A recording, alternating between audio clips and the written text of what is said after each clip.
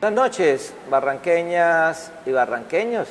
Gracias por permitirnos a esta hora estar con ustedes allá en su casita compartiendo charlas con Darío.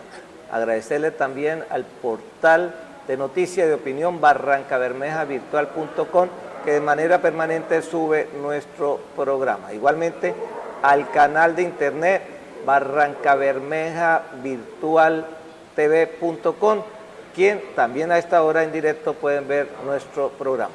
Aprovechando precisamente que inició el Congreso de la Industria de Petróleo, la 8ª versión del Congreso de la Industria de Petróleo, hemos invitado precisamente a uno de los conferencistas más importantes que hizo presencia en dicho Congreso, en la 8ª versión. Y hablamos del español Juan Verde, especialista en todos los temas de internacionalización de empresas, estrategia y sostenibilidad.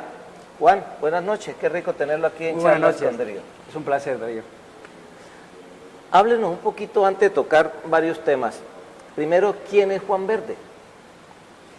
Pues muy buena pregunta, la pregunta que nos tenemos que hacer todos continuamente, quiénes somos, ¿no? Yo me considero una persona luchadora, salí de las Islas Canarias, de donde soy, a una muy temprana edad, y he vivido la mayor parte de mi vida en Estados Unidos, donde he desarrollado mi carrera profesional, y hasta hace poco fui parte de la administración del presidente Obama, donde trabajé en el Departamento de Comercio, y yo me considero simplemente una persona, un ciudadano del mundo y un luchador.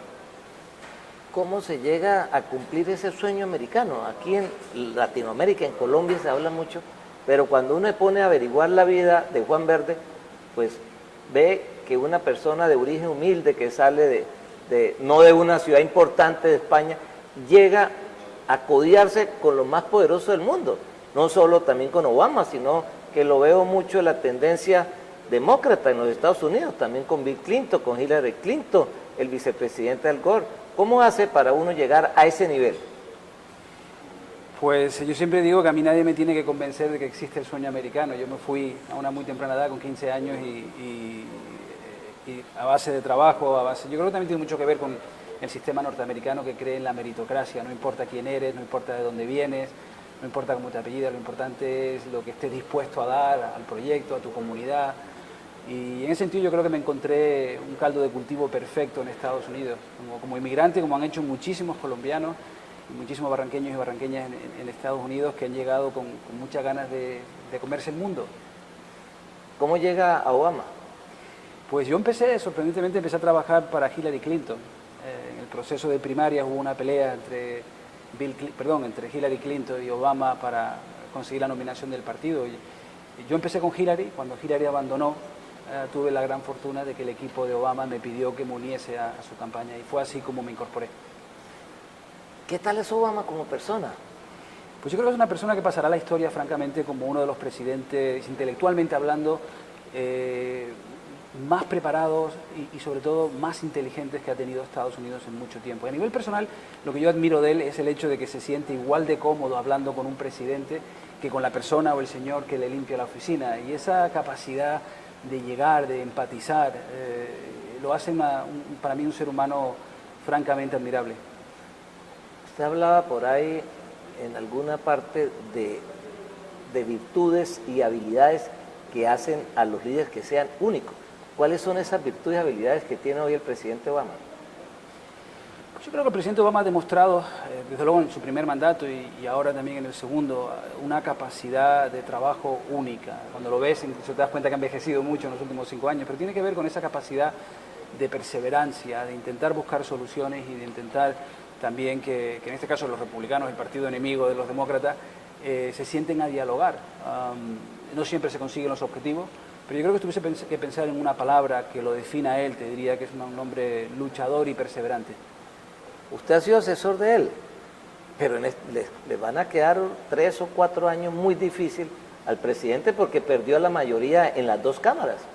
Efectivamente, le quedan 2 años y medio aproximadamente de mandato, y van a ser muy difíciles porque en las últimas elecciones, hace 2 semanas, el Partido Republicano logró también ahora ya tener mayoría en el Senado, lo cual le va a atar las manos al presidente y va a tener que actuar a través de los decretos presidenciales. Mañana se va a anunciar precisamente, mañana viernes se va a anunciar el hecho de que el presidente va a llevar a cabo la reforma inmigratoria, pero tiene que hacerla limitado por lo que le deje hacer su capacidad como presidente, pero desde luego no va a estar ratificado por el Congreso y eso le quita continuidad al proyecto. Uno desde lejos ve que recibió el país vuelto nada de manos de Bush, ha bajado el desempleo a unas tasas, el crecimiento de los Estados Unidos está otra vez vivo, moviéndose, y tiene uno la percepción que está haciendo un gran gobierno en el tema económico, en el tema de relaciones también internacional, pero ve uno que lo han castigado muy duro, que el votante lo ha castigado muy duro. ¿Por qué? Sí, yo tengo mi propia opinión al respecto, pero indudablemente los hechos son claros, son inanegables, ¿no? Y es que efectivamente cuando llega el presidente Obama al poder, el país estaba a punto de una debacle financiera. Acabamos de pasar por la peor crisis que había vivido Estados Unidos desde los años 30. Y efectivamente la tasa de empleo altísima, la inflación, el sector automovilístico que estaba a punto de la ruina, la banca. Y hoy Estados Unidos no solamente ha salido de la crisis, sino que claramente ha tomado el rumbo del crecimiento una vez más. A mí me sorprende que la gente lo haya castigado porque no se lo merece en primer lugar, pero yo creo que tiene mucho que ver ese gran porcentaje de la población que está desconforme con él.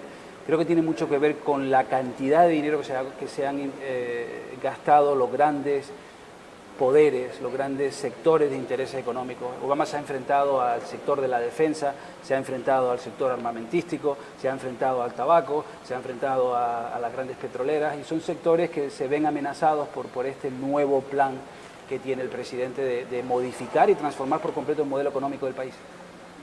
¿El tema del racismo no influye?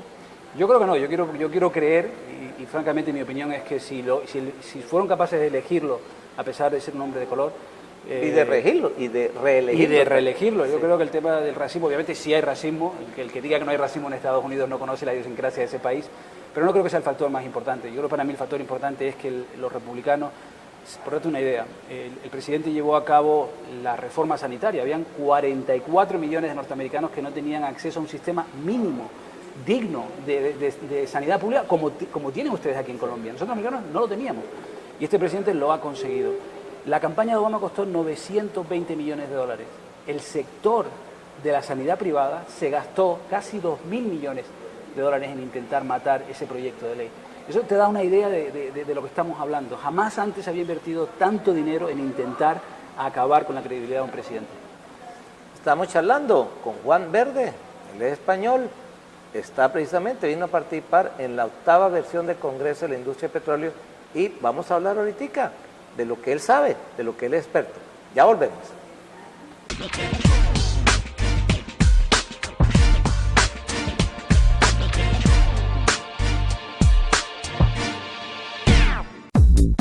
Y 21 de noviembre, 8º Congreso Prospectiva de la Industria Petrolera Colombiana, Modernización y Logística, Nuestra Sostenibilidad. Mayores informes, Cámara de Comercio de Barrancabermeja. Medcol Limitada, servicio atornillado por control numérico computarizado, CNC convencional, fresado, taladro, metalizado y babitado y soldadura TIN-MIN. Ubíquenos en la calle 71, avenida 25 de agosto, número 1977, Barrio La Libertad. Metrología y Servicios, centro de entrenamiento especializado sobre trabajos en altura, capacitación, entrenamiento, asesoría técnica y todo lo relacionado con montajes y trabajos en altura. Visítenos en la calle 72 1969. Comuníquese al teléfono celular 310-343-6270.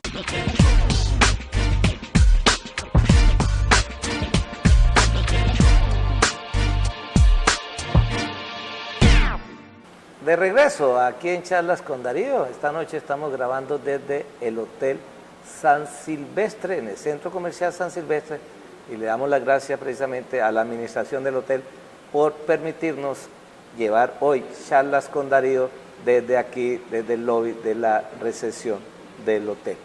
Estamos precisamente con uno de los conferencistas de la 8ª versión del Congreso de la Industria de Petróleo que organiza la Cámara de Comercio, el español Juan Verde. Ya nos dijo que llegó muy joven a Estados Unidos a cumplir ese sueño americano y hoy es experto en todo lo que tiene que ver con sostenibilidad, lo que tiene que ver con estrategia empresarial.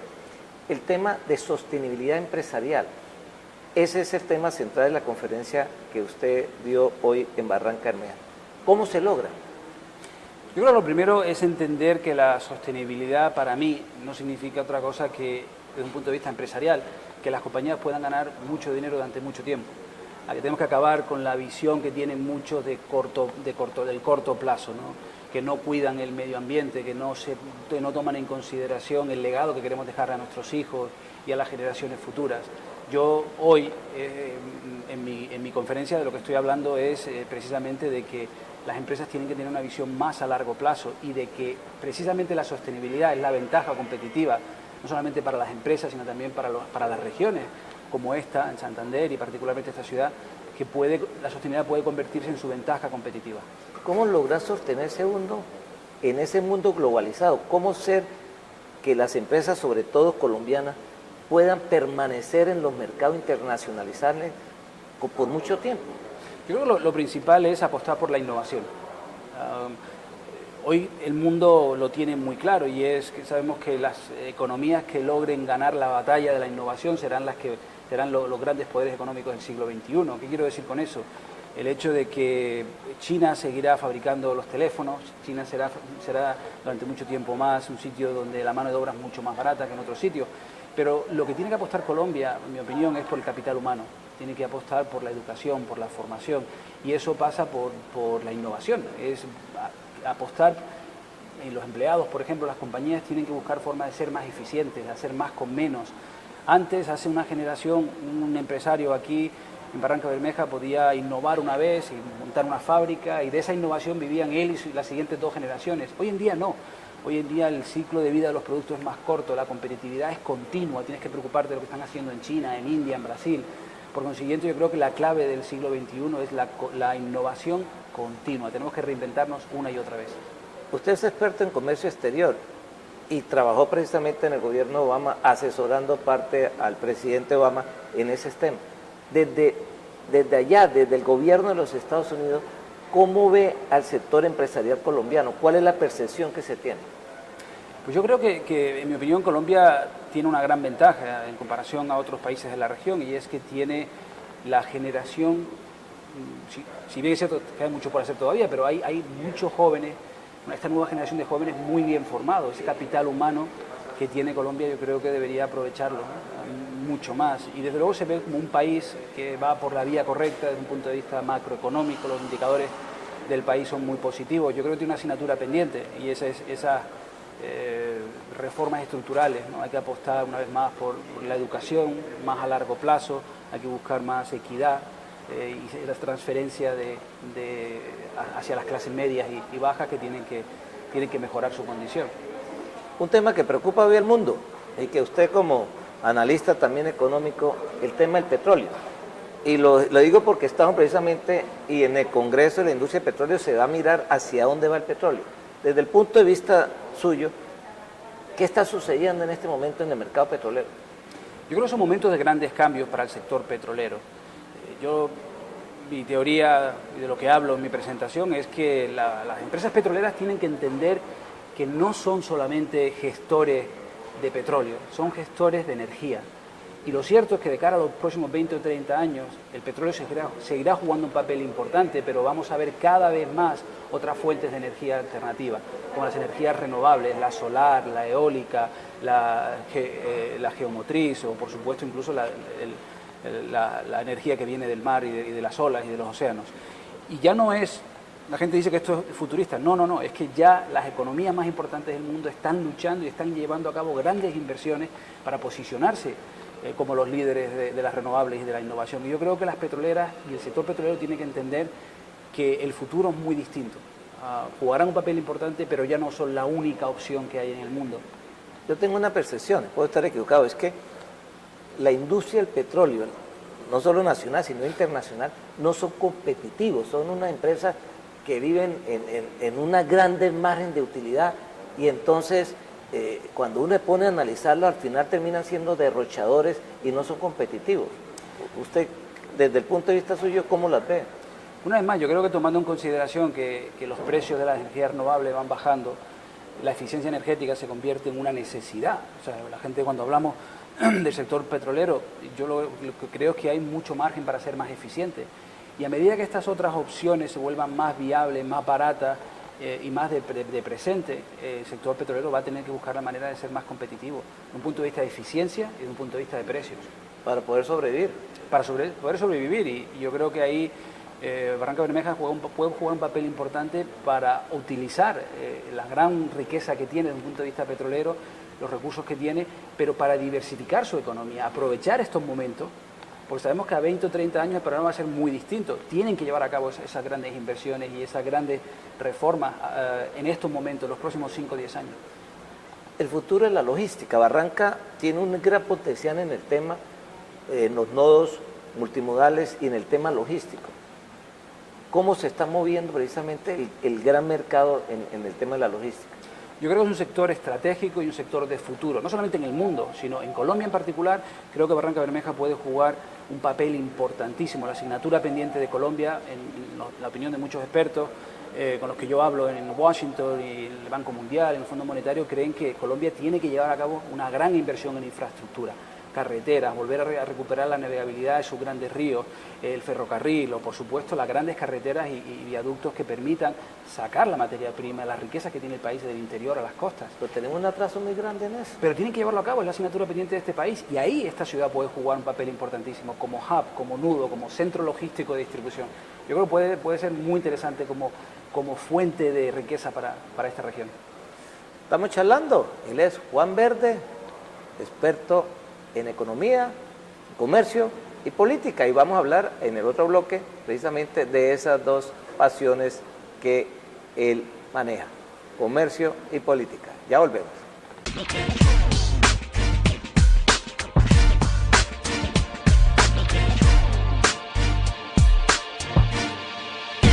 Medcol Limitada, servicio torneado por control numérico computarizado, CNC convencional, fresado, taladro, metalizado, babitado y soldadura TIN-MIN. Ubíquenos en la calle 71, avenida 25 de agosto, número 1977, Barrio La Libertad. Metrología y Servicios, centro de entrenamiento especializado sobre trabajos en altura, capacitación, entrenamiento, asesoría técnica y todo lo relacionado con montajes y trabajos en altura. Visítenos en la calle 72 1969. Comuníquese al teléfono celular 310-343-6270.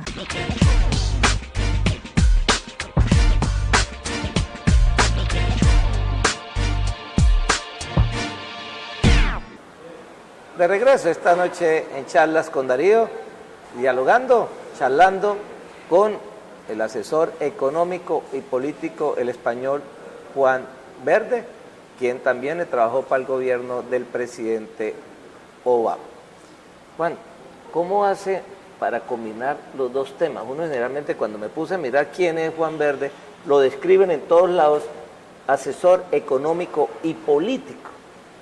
Y uno generalmente, esos dos temas van por aparte, o sea, ve uno que hay asesores económicos y hay asesores políticos. ¿Cómo combina usted esas dos especialidades? Sí.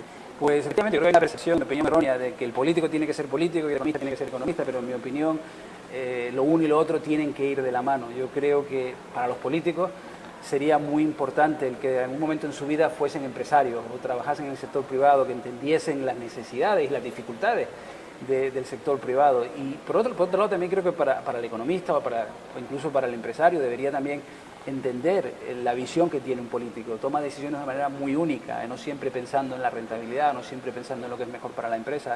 Hay otros factores, las consideraciones. Entonces yo creo que el verdadero asesor, en mi opinión, es el que entiende la política y la economía, puesto que sin una visión mucho más transversal y universal de los dos conceptos no se puede tener una visión objetiva.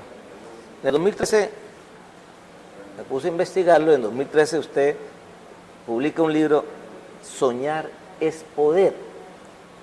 ¿Qué es soñar y qué es poder? Pues jugué con esas dos palabras porque a lo largo de mi carrera profesional he tenido la gran fortuna y el honor de trabajar con personalidades muy interesantes como Bill Clinton, Hillary Clinton, el ex vicepresidente de Estados Unidos Al Gore y posteriormente Obama. Y para mí, Kennedy también. Sí, efectivamente, con el senador Kennedy y otros políticos americanos. Y me puse a pensar sobre cuáles eran los denominadores comunes de estos grandes líderes. Y al final llegué a la conclusión de que hay tres grandes ideas. La primera es que todos y cada uno de ellos sienten una pasión enorme por lo que hacen. En segundo lugar, que están dispuestos a asumir riesgo continuamente sin temor al fracaso. Y en tercer lugar, algo que puede sorprender, y es que todos y cada uno de ellos sienten la necesidad o incluso la obligación de devolverle a la sociedad o a su comunidad, de intentar hacer todo lo posible para ser solidarios con los demás, entendiendo que el éxito no es nunca algo individual, que se lo debemos a nuestros familiares o a las personas que han luchado para que nosotros tengamos las oportunidades que hemos tenido, por lo menos en mi caso ha sido así, ¿no? Y entonces el soñar es poder en el sentido de que para mí tienes que tener un sueño, tienes que pensar a lo grande, a ser valiente y saber que al final depende de ti. O sea, hay factores controlables e incontrolables, pero los controlables son los que tú puedes de alguna manera u otra cambiar. Usted describe, dice, soñar es entender que los límites no existen. Pero la gente a veces en Colombia castigan mucho al soñador. Sí, y no solamente Colombia, hay otros países también que sí, que la gente incluso, yo creo que castigan al soñador y castigan también al que fracasa. Te equivocas o te arruinas o cometes un error y luego acarreas un estigma negativo el resto de tu vida. Yo creo que hay sociedades como la norteamericana, que yo admiro, no es perfecta ni mucho menos, lejos de serlo, la critico en muchas cosas, pero en ese sentido, donde se crean las condiciones propicias para que pueda florecer el espíritu emprendedor, es precisamente porque la cultura reconoce que tienes que soñar, que tienes que arriesgarte, que no existen los límites en el sentido de que si te equivocas o te caes, te vuelves a levantar otra vez. Te ayuda la sociedad, te ayuda el gobierno. Un hecho, por ejemplo, muy sorprendente, y es que en Estados Unidos hay una ley de bancarrota. Pero cuando una persona se arruina, por ejemplo, después de 7 años, por ley, las instituciones y los bancos y todo el mundo tiene que hacer borrón y cuenta nueva. Y vuelves a empezar de cero otra vez. Y yo creo que es positivo, es un ejemplo simplemente de cómo el sistema te ayuda. Pero sobre todo culturalmente. Le preguntas a un niño de 7 años que quiere ser mayor y te dice emprendedor o empresario o con una sonrisa, de oreja a oreja, y probablemente en otros países no, vamos buscando un trabajo, un sitio, una fuente de ingresos estable, y no nos atrevemos a soñar y a entender que el mundo, al fin y al cabo, es de los valientes. Usted también trabaja mucho el tema del liderazgo avanzado, que creo que es así que lo llama. Hoy, el líder político, ¿cuáles son esas habilidades o cualidades que debe tener que hoy le está exigiendo el mundo? Sí, yo creo que el mundo, efectivamente, yo estoy viendo, me preocupa mucho la situación actual en cuanto a la desconexión que veo entre los políticos tradicionales y los partidos tradicionales y las necesidades del pueblo, donde hay una cierta apatía por parte de los ciudadanos en cuanto a la política. Hay muy poca gente que quiere presentarse a las elecciones y eso creo que para mí es preocupante. Yo creo que los políticos y los líderes políticos tienen que entender que la gente no recuerda lo que tú le dices, la gente recuerda cómo le hiciste sentir cuando se lo dijiste. Tienen que volver a pensar y a entender que tienen que empatizar con la gente, que tienen que escuchar a la gente y que no pueden seguir actuando de la misma manera que actuaban durante mucho tiempo, de falsas promesas, de no entender, no oír a la población. La población hoy quiere políticos comprometidos y políticos que sepan remangarse la camisa y bajar con ellos a la trinchera. Pero ¿cómo sintonizarse uno con la gente? Depende del estilo, ¿no? Pero no es más. Yo creo que Obama es un buen ejemplo de un político que sabe escuchar a la gente y al final toma decisiones en función a lo que él cree que está bien, es bueno para la sociedad. Él dice una frase que a mí me gusta mucho. Él dice, los verdaderos políticos deben gobernar pensando en las próximas generaciones y no en las próximas elecciones. Y yo creo que eso es parte del problema que tienen los políticos. Están pensando siempre a corto plazo. O sea, voy a tomar una decisión, pero voy a tener cuidado porque si no tomo la decisión correcta, no voy a salir reelegido. No, hay que ser valiente, hay que tomar decisiones, pase lo que pase, y tienes que ser congruente con tus valores. Cuando hablaba de soñar, no describió soñar, pero ¿el poder para qué? El poder para cambiar las cosas. Yo creo que a pesar de esa idea que tiene mucha gente que la política es corrupta o que la política no es buena, lo cierto es que no hay ninguna otra forma de cambiar las cosas que no te gustan. La forma más efectiva de cambiar las cosas que no te gustan es meterte en política. Y si el político que te representa no lo está haciendo bien, presentarte tú a las elecciones. Eso no es fácil, la gente le tiene miedo. Sí, desde luego. No hay nada bueno escrito sobre los cobardes. Se nos acaba el tiempo. Juan, el mensaje a los colombianos, a los barranqueños concretamente, desde la experiencia que usted tiene. Pues yo llevo unas semanas estudiando la situación económica del país y particularmente el papel que puede jugar Barranca Bermeja. Creo que los colombianos deberían ser muy optimistas sobre el futuro. Y particularmente esta ciudad, tienen en el horizonte unas oportunidades magníficas y creo que va a ser muy importante que sean conscientes de los grandes cambios que se avecinan y que sepan adelantarse, no esperar a que las cosas ocurran, sino tomar la iniciativa y llevar a cabo esos cambios de los que hablábamos anteriormente, de posicionar esta ciudad como un centro logístico, un centro de innovación, un centro de distribución y diversificar la economía.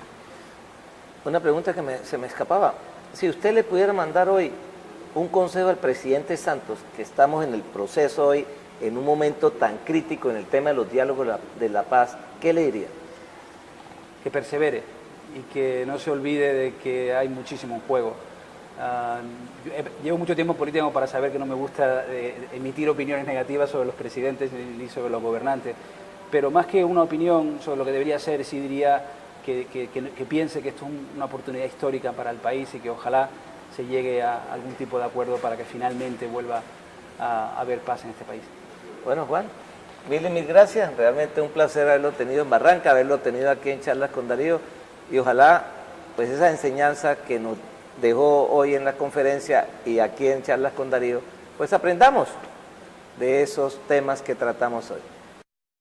Nosotros nos vemos en más Charlas con Darío. Chao, chao.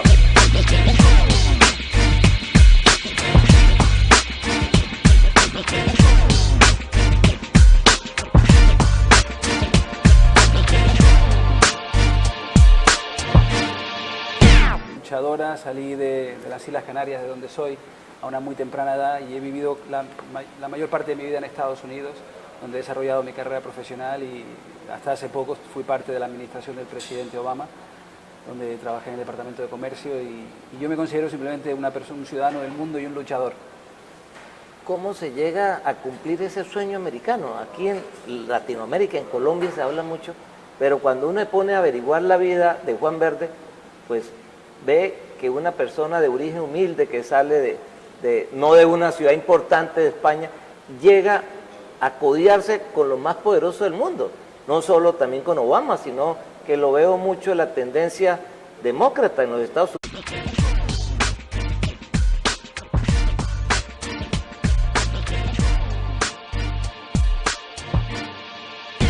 Buenas noches, barranqueñas y barranqueños.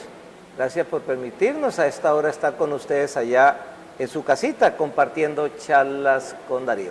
Agradecerle también al portal de noticias de opinión barrancabermejavirtual.com, que de manera permanente sube nuestro programa. Igualmente al canal de internet barrancabermejavirtualtv.com, quien también a esta hora en directo pueden ver nuestro programa. Aprovechando precisamente que inició el Congreso de la Industria. Pues yo sorprendentemente empecé a trabajar para Hillary Clinton. En el proceso de primarias hubo una pelea entre Hillary Clinton y Obama para conseguir la nominación del partido. Yo empecé con Hillary. Cuando Hillary abandonó, tuve la gran fortuna de que el equipo de Obama me pidió que me uniese a su campaña, y fue así como me incorporé. ¿Qué tal es Obama como persona? Pues yo creo que es una persona que pasará a la historia, francamente, como uno de los presidentes, intelectualmente hablando, más preparados y sobre todo más inteligentes que ha tenido Estados Unidos en mucho tiempo. Y a nivel personal, lo que yo admiro de él es el hecho de que se siente igual de cómodo hablando con un presidente que con la persona o el señor que le limpia la oficina. Y esa capacidad de petróleo, la 8ª versión del Congreso de la Industria de Petróleo, hemos invitado precisamente a uno de los conferencistas más importantes que hizo presencia en dicho Congreso, en la 8ª versión. Y hablamos del español Juan Verde, especialista en todos los temas de internacionalización de empresas, estrategia y sostenibilidad. Juan, buenas noches, qué rico tenerlo aquí en Charlas con Darío. Es un placer, Darío. Háblenos un poquito antes de tocar varios temas. Primero, ¿quién es Juan Verde? Pues muy buena pregunta, la pregunta nos tenemos que hacer todos continuamente, quiénes somos, ¿no? Yo me considero una persona... Unidos también con Bill Clinton, con Hillary Clinton, el vicepresidente Al Gore. ¿Cómo hace para uno llegar a ese nivel?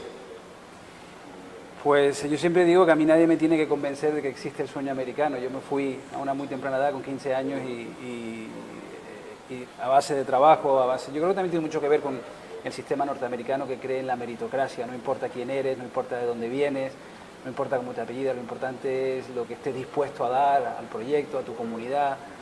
Y en ese sentido yo creo que me encontré un caldo de cultivo perfecto en Estados Unidos, como inmigrante, como han hecho muchísimos colombianos, muchísimos barranqueños y barranqueñas en Estados Unidos, que han llegado con muchas ganas de comerse el mundo.